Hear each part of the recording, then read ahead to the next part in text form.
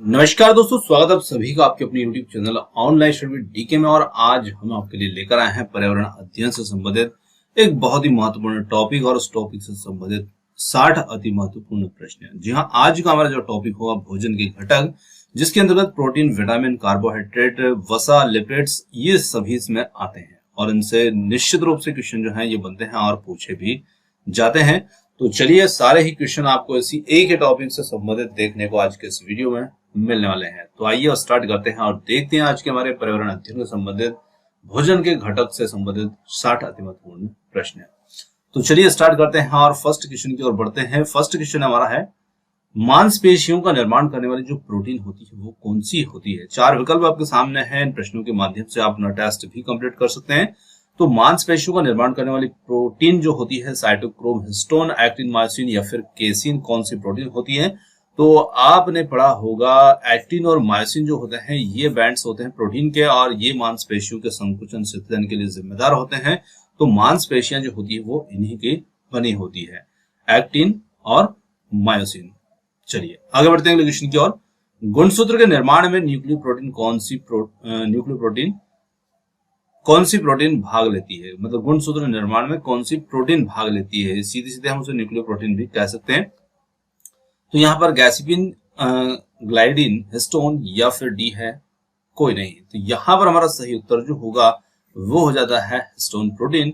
Option जो सी होगा, है ना, क्योंकि गुणसूत्र जो होते हैं वो हिस्टोन प्रोटीन नामक पतले पतले धागे तंतुओं से मिलकर के बनते हैं। तो यहाँ पर ऑप्शन जो सी होगा हमारा सही उत्तर होगा।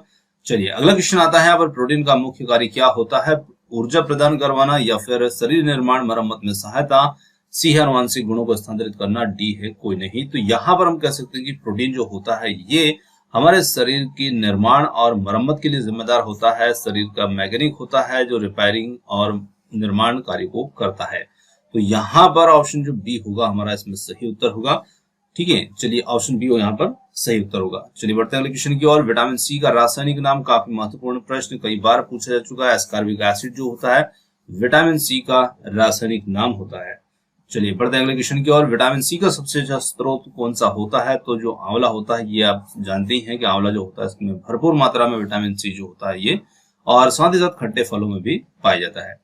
चलिए आगे बढ़ते हैं अगले क्वेश्चन की ओर। विटामिन डी का सर्वोत्तम स्रोत कौन सा होता है। तो विटामिन डी हम सभी जानते हैं कि सूर्य के प्रकाश में जो हमारे शरीर के अंदर आर्गोस्टेरॉल जो कि बहुत सारे विटामिनों का समूह होता है वो कन्वर्ट हो जाता है विटामिन डी में, जो कि सूर्य के प्रकाश की उपस्थिति में है। तो यहाँ पर विटामिन जो डी होगा उसका सर्वोत्तम स्रोत जो होगा वो सूर्य का प्रकाश होगा। चलिए अगला क्वेश्चन आता है, विटामिन के का रासायनिक नाम क्या है। टोकोफेरॉल, फिलोक्विनोन या फिर कैल्सीफेरॉल, डी है नियासिन। तो यहाँ पर हम कह सकते हैं कि विटामिन के का जो रासायनिक नाम है वो है फिलोक्विनोन। ऑप्शन जो बी होगा यहाँ पर हमारा सही उत्तर होगा। चलिए आगे बढ़ते हैं क्वेश्चन की ओर। मछलियों की यकृत के तेल में कौन सी विटामिन की बहुलता होती है। कहने का मतलब मछली के यकृत के तेल में कौन सा विटामिन सबसे ज्यादा मात्रा पाया जाता है। विटामिन ए, बी, सी या फिर ई। तो यहाँ पर हम कह सकते हैं कि मछली के यकृत के तेल में जो विटामिन होता है वो पाया जाता है विटामिन ए। ये प्रचुर मात्रा में इसके अंदर पाया जाता है। चलिए आगे बढ़ते हैं क्वेश्चन की ओर। कौन सा विटामिन जो होता है वो गर्म करने पर नष्ट हो जाता है। तो विटामिन ए, बी, सी या सी या ई। तो यहाँ पर हम कह सकते हैं कि विटामिन जो गर्म करने पर नष्ट हो जाता है वो विटामिन होता है विटामिन सी। तो यहाँ पर सी हमारा इसमें सही उत्तर होगा। चलिए, किस विटामिन का निर्माण लीवर, यकृत में होता है। तो अभी आपने मछली के तेल वाले प्रश्न को ध्यान से देखा हो तो मछली के यकृत के तेल में पाया जाता है तो विटामिन ए। तो वही प्रश्न जो है यहाँ पर आप पकड़ सकते हैं उसके उत्तर को। तो किस विटामिन का निर्माण लीवर, यकृत में होता है। तो विटामिन जो ए होता है इसी का निर्माण वहां पर यकृत में होता है। चलिए आगे बढ़ते हैं क्वेश्चन की ओर। मनुष्य के बाल, नाखून, जानवरों के सींग, खोर कौन सी प्रोटीन के बना होते हैं। एक्टिन, मायोसिन, हिस्टोन, केरेटिन या फिर केरोटीन। तो यहाँ पर हम कह सकते हैं केरेटिन नामक एक प्रोटीन होता है जिसके ये बाह्य कंकाल जो होते हैं ये बने होते हैं, जिसे में बाल, नाखून, सींग, खोर आदि सभी होते हैं शामिल। तो ये केरेटिन नामक प्रोटीन के बने होते हैं। चलिए आगे बढ़ते हैं क्वेश्चन की ओर। सल्फर युक्त विटामिन जिसे विटामिन एच के नाम से भी जाना जाता है। ए है यहाँ पर बायोटिन, बी है थायमिन, राइबोफ्लेविन, रेटिनॉल, ये सभी विटामिनों के रासायनिक नाम है। तो यहाँ पर बायोटिन जो होता है ये जिसे विटामिन एच भी कहा जाता है और यही हमारा इसमें सही उत्तर होगा। विटामिन एच, जो किससे कि बायोटिन कहा जाता है। चलिए आगे बढ़ते हैं अगले क्वेश्चन की ओर। अगला क्वेश्चन आता है यहाँ पर, सर्वप्रथम ज्ञात विटामिन है बी, सी, डी या फिर ई। तो सर्वप्रथम ज्ञात विटामिन के अंतर्गत आता है विटामिन सी, ऑप्शन जो बी होगा यहाँ पर हमारा इसमें सही उत्तर होगा। किस विटामिन की कमी से पेशियों में थकान शिथिलन होता है? B5, B12, B6 या फिर डी है B2। तो यहां पर हम कह सकते हैं विटामिन B5 पैंटाथेनिक जो होता है, इसकी कमी से पेशियों में थकान शिथिलन आदि देखने को मिलता है। अगला क्वेश्चन आता है, वसा में अघुलनशील विटामिन है। तो वसा में अघुलनशील मतलब वसा में घुलने वाले नहीं है, उन विटामिनों को हमें पहचानना है, ए, बी, डी या सी। तो आप ध्यान रखिएगा कि जो विटामिन बी, सी होते हैं, ठीक है, ये जल में घुलते हैं, और जो जल में घुलते हैं, ठीक है, ये जल में घुलनशील होते हैं। तो जो जल में घुल जाता है वो वसा में अघुलनशील होगा। तो यहां पर आप देख सकते हैं बी और सी जो है जल में घुलनशील है, तो निश्चित रूप से विटामिन बी यहां पर शामिल है जो कि वसा में अघुलनशील होगा। चलिए आगे बढ़ते हैं क्वेश्चन की ओर। जल में घुलनशील विटामिन, तो अभी आपने देखा बी और सी जो होते हैं दोनों ही ये जल में घुलनशील विटामिन होते हैं। तो यहां पर हम कह सकते हैं कि सी विकल्प जो होगा बिल्कुल सही होगा, और बी और सी जो होते हैं ये वसा में अघुलनशील होते हैं। आगे बढ़ते हैं अगले क्वेश्चन की ओर। आंवला, नींबू, संतरा, मिर्च, आम किस विटामिन के मुख्य स्रोत होते हैं? तो आंवला, नींबू से आप देख सकते हैं विटामिन सी इनमें पाया जाता है। तो निश्चित रूप से जो भी आगे के सभी हैं इनमें भी विटामिन सी होगा। आगे बढ़ते हैं अगले क्वेश्चन। विटामिन कैसा यौगिक, कार्बनिक, अकार्बनिक दोनों या फिर डी है कोई नहीं? तो हम कह सकते हैं विटामिन जो होते हैं ये कार्बनिक यौगिक होते हैं। ऑप्शन ए यहाँ पर हमारे लिए सही उत्तर होगा इसका। चलिए, विटामिन का मुख्य कार्य क्या होता है? ऊर्जा प्रदान करना, शरीर निर्माण, उपापचय नियंत्रक या फिर डी है इनमें से कोई नहीं? तो यहाँ पर हम कह सकते हैं कि विटामिन जो होते हैं ये उपापचय नियंत्रक होते हैं, यानी कि ये हमें कुछ रोगों से बचाते हैं, हमारे शरीर की जो क्रियाएं होती है उनको अच्छी तरह से संचालित करते हैं। बाकी ऊर्जा और निर्माण में इनका कोई योग नहीं होता है। चलिए, और कई प्रकार के रोग होने से ये हमें बचाते हैं। बढ़ते हैं अगले क्वेश्चन की ओर। अगला क्वेश्चन आता है, विटामिन, किस विटामिन को प्रति संक्रमण विटामिन कहा जाता है? तो ए, बी, सी या फिर डी? तो विटामिन ए जो होता है इसे प्रति संक्रमण विटामिन के नाम से भी जाना जाता है। चलिए आगे अगला क्वेश्चन है, विटामिन डी की कमी से वयस्क व्यक्ति में होने वाला रोग है। बहुत अच्छा प्रश्न है और आपको कंफ्यूज कर सकता है। विटामिन डी की कमी से वयस्क व्यक्ति में होने वाला रोग, देखिए विटामिन डी की कमी से रिकेट्स नामक रोग भी होता है, पर यहाँ पर प्रश्न ने क्या कहा है, विटामिन डी की कमी से वयस्क व्यक्ति में होने वाले रोग को बताइए। रिकेट्स जो होता है ये विटामिन डी की कमी से होता है, पर ये बच्चों में होता है, ठीक है, ये बच्चों में होता है। हमें देखना है वयस्क व्यक्ति में, तो वयस्क व्यक्ति में रोग होता है ऑस्टियोमलेशिया, जिसमें कि अस्थियां जो होती है वो भंगुर प्रकृति की हो जाती है, कमजोर हो जाती है, और ये रोग विटामिन डी की कमी से होता है और ये वयस्क व्यक्ति के अंदर देखने को मिलता है। तो यहाँ पर ऑप्शन जो सी होगा यहाँ पर उत्तर होगा। चलिए अगले क्वेश्चन की ओर जाते हैं। प्राकृतिक रूप से सबसे मीठी शर्करा कौन सी होती है? ग्लूकोज, फ्रैक्टोज, माल्टोज या फिर सुक्रोज? तो प्राकृतिक रूप से जो सबसे मीठी शर्करा होती है ये होती है फ्रैक्टोज। ऑप्शन बी यहाँ पर हमारा सही उत्तर होगा। प्रोटीन संश्लेषण के स्थल को क्या कहते हैं? केंद्रक, रिक्तिका, राइबोसोम, लाइसोसोम? तो हम जानते हैं प्रोटीन का संश्लेषण राइबोसोम के अंतर्गत होता है, तो ऑप्शन सी जो होगा यहाँ पर हमारा इसमें सही उत्तर होगा।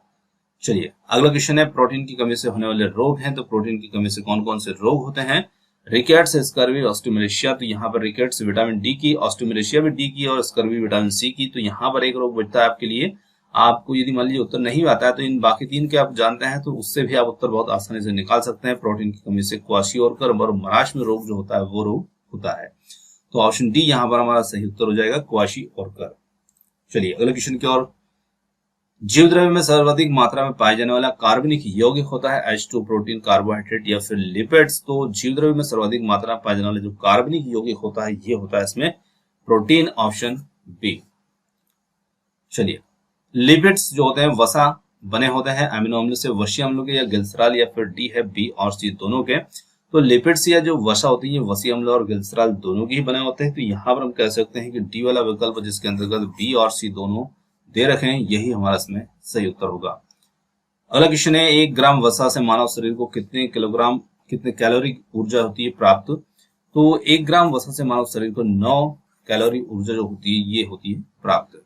Option C. संतृप्त वसीय अम्ल के उदाहरण है घी, मोम, चर्बी? उपयुक्त सभी। तो यहाँ पर हमारा जो उत्तर हो जाता है ये हो जाता है सभी, उपयुक्त सभी।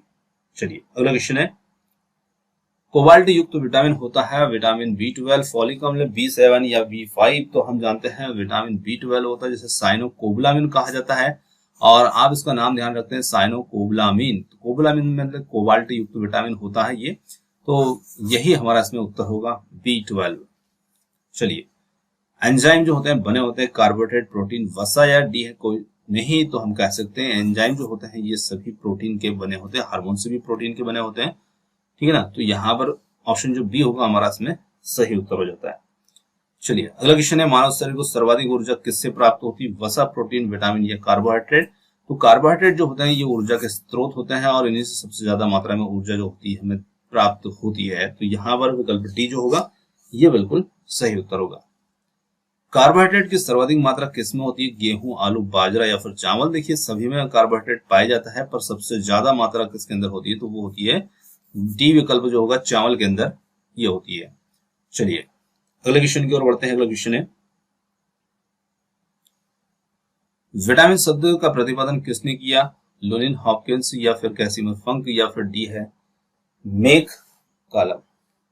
तो देखिए विटामिन शब्द का जो प्रयोग है, विटामिन शब्द किसने प्रतिपादन किया, तो यहां पर हम कह सकते हैं कि कैसिमर फंक जो होगा ये हमारा इसमें सही उत्तर होगा। चलिए अगला क्वेश्चन है, कार्बोहाइड्रेट की मूल इकाई होती है, कार्बोहाइड्रेट की मूल इकाई जो होती है कौन सी होती है, तो कार्बोहाइड्रेट की मूल इकाई जो होती है ये होती है जो शर्करा होती है ना, वो सबसे छोटी मूल इकाई के रूप में जानी जाती है, जो कि हेक्सो शुगर के रूप में होती है। चलिए ऑप्शन ए जो होगा यहाँ पर हमारा सही उत्तर होगा। अगले क्वेश्चन की ओर जाते हैं, निम्न में से कौन सा मोनोसेकेराइड नहीं है, ग्लूकोज, ग्लैक्टोज, लैक्टोज, फ्रैक्टोज। तो चार विकल्प है, तो यहाँ पर हम कह सकते हैं कि जो लैक्टोज होता है ये मोनोसेकेराइड नहीं होता है, ये होता है डाइसेकेराइड, ठीक है ना, ये डाइसेकेराइड के अंतर्गत आता है। डाइसेकेराइड मतलब कि जिसमें C12H22O11 इसका सूत्र होता है। अगला क्वेश्चन आता है यहाँ पर, निम्न में से कौन डाइसेकेराइड नहीं है, लैक्टोज, सुक्रोज, माल्टोज। तो ये तीनों तो डाइसेकेराइड है, पर मेनोज जो होता है ये डाइसेकेराइड नहीं है, ये मोनोसेकेराइड है। अगला आता है, कार्बोहाइड्रेट में कौन कौन से तत्व मौजूद होते हैं, कार्बन, हाइड्रोजन, ऑक्सीजन या फिर डी है सभी। तो इसमें हमें देखने को मिलते हैं ये सभी तत्व, क्योंकि कार्बोहाइड्रेट जो होता है इसका सूत्र होता है, जैसे एक कार्बोहाइड्रेट लिखते हैं C6H12O6, तो आप इसमें देख सकते हैं इसमें सभी प्रकार के तत्व यहाँ पर देखने को मिलते हैं। चलिए अगले क्वेश्चन की ओर बढ़ते हैं, कार्बोहाइड्रेट CHO का अनुपात जो होता है क्या होता है, तो अभी हमने यहाँ पर सूत्र लिखा है, उसमें आप देख सकते हैं 6-12-6, यानी कि 1-2-1, तो 1-2-1 का अनुपात इनके अंदर देखने को मिलता है। तो यहाँ पर कार्बोहाइड्रेट में कार्बन, हाइड्रोजन और ऑक्सीजन का जो अनुपात होता है 1-2-1, यानी कि ऑप्शन जो बी होगा यहाँ पर सही उत्तर होगा। अगला क्वेश्चन आता है, पेड़ पौधों का संचित भोजन किसे कहा जाता है, सेल्यूलोज, काइटिन, ग्लाइकोजन या फिर स्टार्च, मंड को। तो पौधों के अंदर जो भोजन होता है वो स्टार्च या मंड के रूप में संचित होता है, तो यहाँ पर ऑप्शन जो डी होगा ये हमारा इसमें सही उत्तर होगा। चलिए, प्रोटीन का मुख्य स्रोत क्या माना जाता है, तो देखिए अंडे से भी प्रोटीन मिलता है, दाल से मिलता है, सोयाबीन से भी, मछली से भी, पर मुख्य स्रोत पूछा है, चारों ही यहाँ पर प्रोटीन के स्रोत हैं, पर सोयाबीन सबसे ज्यादा मात्रा में मुख्य स्रोत माना जाता है। चलिए अगला क्वेश्चन है, यहाँ पर किस शैवाल को में प्रोटीन की मात्रा सर्वाधिक होती है, क्लोरेला, एनाबीना, नास्टक या फिर ऑसिलेटेरिया। तो यहाँ पर हम कह सकते हैं कि जो क्लोरेला होता है इसमें प्रोटीन की मात्रा जो होती है वो सर्वाधिक होती है, ऑप्शन ए। किस शैवाल को अंतरिक्ष यात्रियों का भोजन कहा जाता है, सरगासम या फिर स्पाइरुलिना, क्लोरेला, कारा। तो यहाँ पर जो क्लोरेला होता है यही अंतरिक्ष यात्रियों का भोजन भी से कहा जाता है। चलिए, प्रोटीन संगठन में कुल कितने अमीनो अम्ल जो होते हैं वो सक्रिय भूमिका निभाते हैं। तो जब प्रोटीन का निर्माण होता है तो उसमें कितने अमीनो अम्ल भाग लेते हैं, तो हम कह सकते हैं कि उसमें 20 प्रकार के अमीनो अम्ल जो होते हैं वो भाग लेते हैं, जिनसे प्रोटीन का निर्माण किया जाता है, और इनमें से 10 आवश्यक होते हैं, 10 अनावश्यक होते हैं। अगला क्वेश्चन हमारा उसी से संबंधित है, आवश्यक अमीनो अम्ल की संख्या होती है, तो 20 प्रकार में से 10 जो होते हैं वो कैसे होते हैं, आवश्यक अमीनो अम्ल होते हैं, और शेष 10 जो होते हैं अनावश्यक होते हैं। आवश्यक का मतलब और अनावश्यक का मतलब समझ लीजिएगा। आवश्यक का मतलब होता है जिन्हें हमें भोजन से प्राप्त करना होता है, और अनावश्यक जो शरीर के अंदर खुद निर्मित हो जाते हैं वो अनावश्यक के अंतर्गत आते हैं। चलिए अगले क्वेश्चन की ओर बढ़ते हैं। अगला क्वेश्चन है, प्रकृति में सर्वाधिक मात्रा में पाया जाने वाला पॉलीसैकेराइड कौन सा होता है? तो सर्वाधिक मात्रा में पाया जाने वाला पॉलीसैकेराइड यहाँ पर स्टार्च, सेल्यूलोज, ग्लाइकोजन, काइटिन, तो ये होता है सेल्यूलोज। ऑप्शन बी यहाँ पर हमारा सही उत्तर होगा।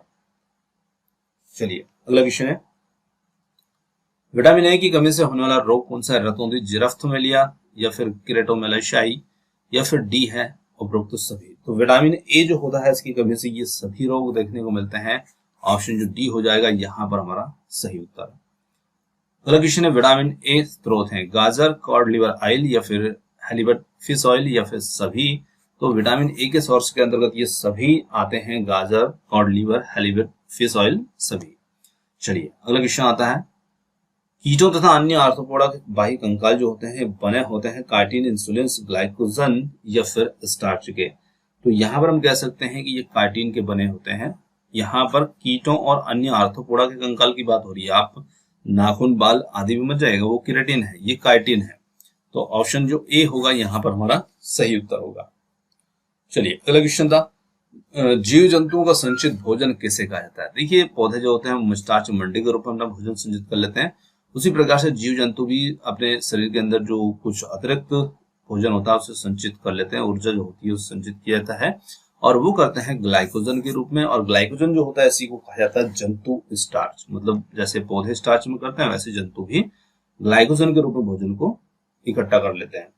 चलिए तो ऑप्शन जो बी होगा यहाँ पर हमारा इसमें सही उत्तर हो जाता है। चलिए, टेबल शुगर के नाम से किसे जाना जाता है? सुक्रोज, माल्टोज, लैक्टोज या फिर ग्लूकोज। तो यहाँ पर कह सकते हैं हम ऑप्शन जो ए होगा सुक्रोज। सुक्रोज जो होता है इसी को टेबल शुगर के नाम से भी जाना जाता है, जिसे हम चीनी भी कह सकते हैं। चलिए अगला क्वेश्चन हमारा है, तात्कालिक ऊर्जा का स्रोत किसे माना जाता है? लैक्टोज, ग्लूकोज, माल्टोज या फिर गैलेक्टोज। तो यहाँ पर हम कह सकते हैं कि तात्कालिक ऊर्जा का जो स्रोत होता है वो माना जाता है ग्लूकोज को। Option B. अगला क्वेश्चन आता है, कोशिका भित्ति जो होती है किसकी बनी होती है? सेल वॉल जिसे हम कह सकते हैं, सेल्यूलोज की, स्टार्च, ग्लाइकोजन या फिर डी है इनमें से किसी की भी नहीं। तो यहाँ पर हम कह सकते हैं कि सेल्यूलोज जो की बनी होती है कोशिका भित्ति। Option A.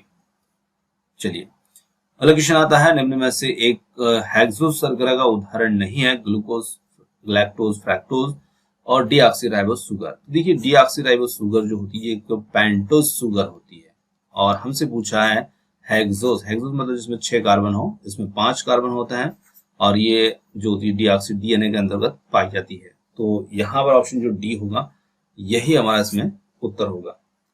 चलिए, अतिरिक्त वसा कौन से ऊतकों में जमा होने लगती? कंकाली ऊतक, एपिडोज ऊतक, संयोजी ऊतक या फिर डी? कोई नहीं। तो अतिरिक्त वसा जो होती है वो जमा होने लगती है एडिपोज ऊतकों के अंतर्गत। ऑप्शन जो बी होगा यहाँ पर हमारा सही उत्तर होगा। अगला क्वेश्चन आता है, यहाँ पर प्रोटीन की मूल इकाई क्या है? तो प्रोटीन की मूल इकाई शर्करा, अमीनो अम्ल, न्यूरॉन, नेफ्रॉन। तो यहाँ पर हम कह सकते हैं कि अमीनो अम्ल जो होते हैं ये प्रोटीन की मूल इकाई होते हैं। तो ऑप्शन बी होगा हमारा इसमें सही उत्तर। अगला क्वेश्चन आता है, प्रोटीन में कार्बन, हाइड्रोजन, ऑक्सीजन के अतिरिक्त कौन से तत्व मौजूद होते हैं? तो प्रोटीन जो होता है उसमें कार्बन, हाइड्रोजन, ऑक्सीजन के अतिरिक्त जो होता है नाइट्रोजन भी उपस्थित होता है, क्योंकि प्रोटीन में अमीनो अम्ल होगा और अमीनो अम्ल के लिए उसमें नाइट्रोजन होता है। तो यहाँ पर हम कह सकते हैं कि इसमें नाइट्रोजन भी उपस्थित होगा। तो इस प्रकार से आज के जो हमारे क्वेश्चन थे वो यहीं पर समाप्त होते हैं। 3 क्वेश्चन यहाँ पर मिसप्रिंट हो गया था, उसी वजह से थोड़ा सा उन्हें हटा दिया गया है क्योंकि थोड़ा से वो गलत छपे हुए थे। और यहीं पर आज का जो वीडियो हम समाप्त करते हैं। क्वेश्चन आपको कैसे लगे कमेंट्स करके जरूर बताइएगा और वीडियो पसंद आया हो तो वीडियो को लाइक, शेयर, चैनल को सब्सक्राइब करना मत भूलिएगा। आपने समय दिया उसके लिए बहुत बहुत धन्यवाद। Thanks for watching. मिलते हैं जल्दी है एक और नए किसी वीडियो के साथ। धन्यवाद।